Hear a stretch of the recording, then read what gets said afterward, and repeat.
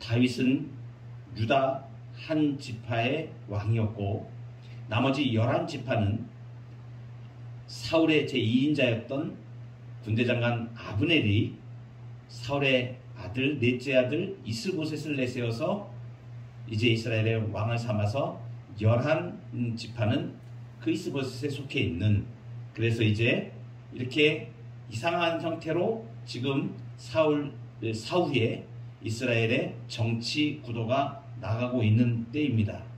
오늘 본 말씀은 그 이스보셋의 군대와 다윗의 군대가 이제 싸우게 되는, 전쟁을 하게 되는 그러한 사건을 다루어주고 있습니다.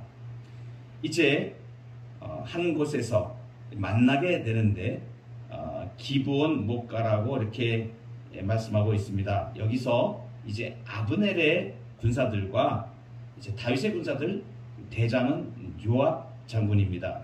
그래서 이 아브넬과 요압이 이제 같이 만나게 되는데 오늘 14절에 보니까 아브넬이 요압에게 말합니다.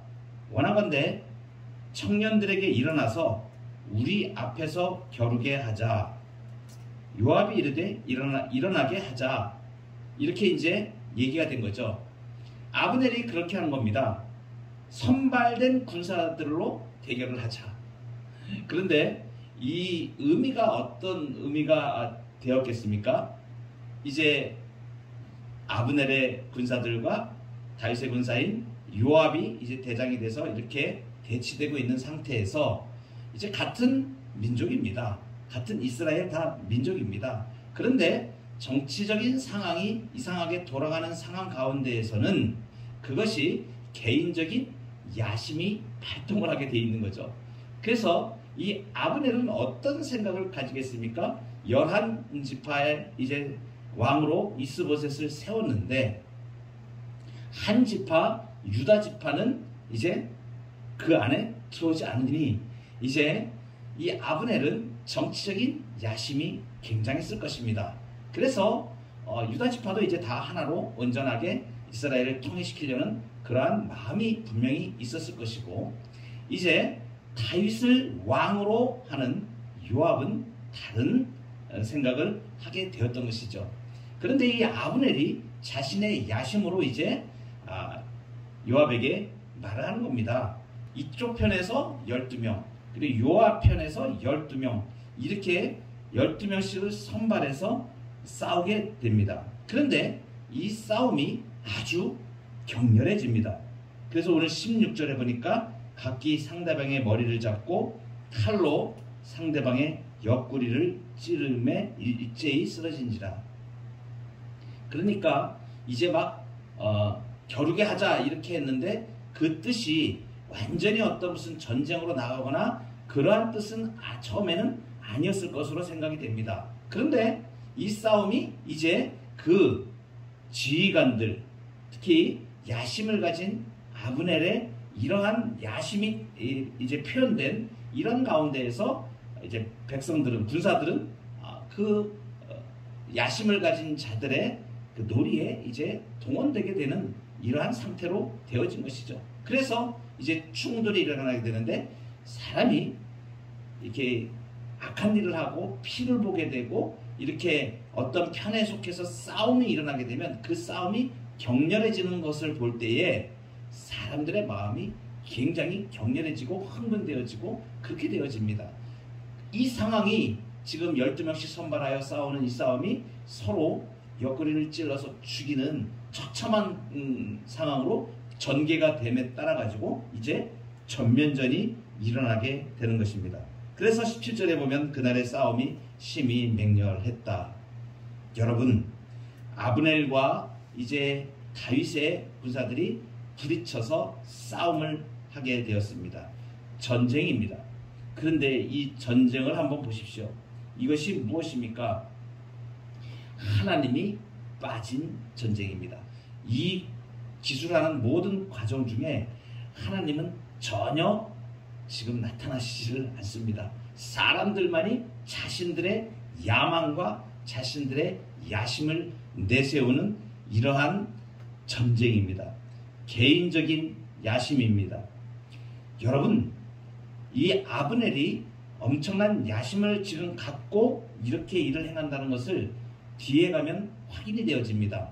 이제 다음 사무엘하 3장에 가면 나중에 이 아브넬이 자신의 야심으로 이스보셋을 세워 왕을 세웠지만 그 이스보셋에게 이제 불편한 관계가 되어지는 사건이 발생을 해서 이 아브넬이 이스보셋과 결별을 선언하고 나중에 다윗 쪽에 와서 이제 얘기를 하게 됩니다.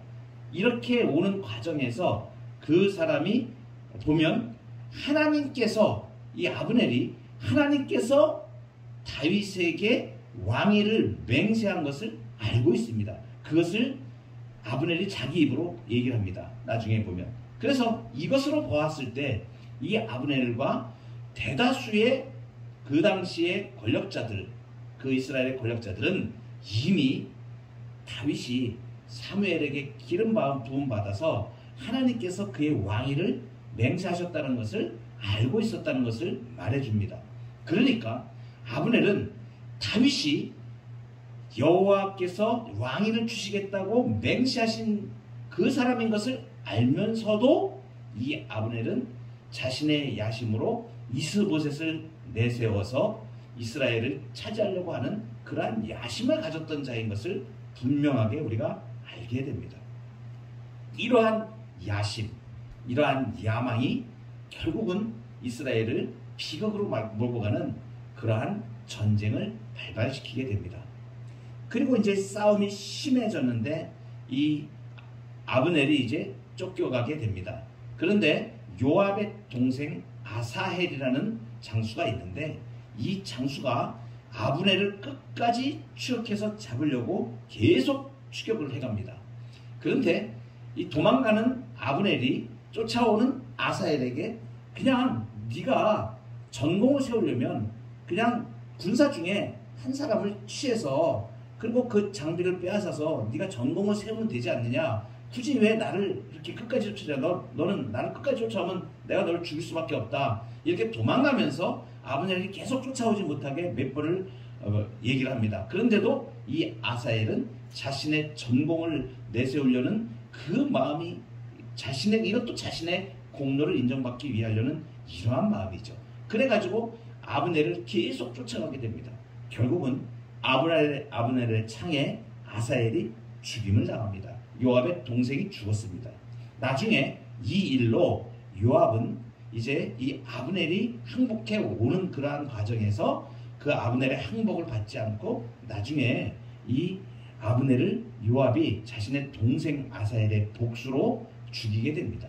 그래서 그 사건 때문에 나중에 다윗이 자기의 신복인 이 요압을 자기의 아들 솔로몬에게 왕위를 계승하여 줄 때에 이 요압을 제거할 것을 명하게 되는 그러한 이제 사건으로 또 이어지게 됩니다. 여러분, 이러한 사건들에서 우리에게 말해주는 것이 무엇입니까? 하나님이 없는 열심, 하나님이 빠진 열심은 그 결과가 비극으로 가고 결국 사람이 자신의 사심을 갖고 행하는 것들이 얼마나 하나님의 일과는 관계가 없는 것인가 하는 것을 우리에게 말씀해주고 있습니다. 여러분, 하나님이 없는 열심의 결과가 오늘 어떻게 되었나? 30절에 이렇게 말씀해주고 있습니다.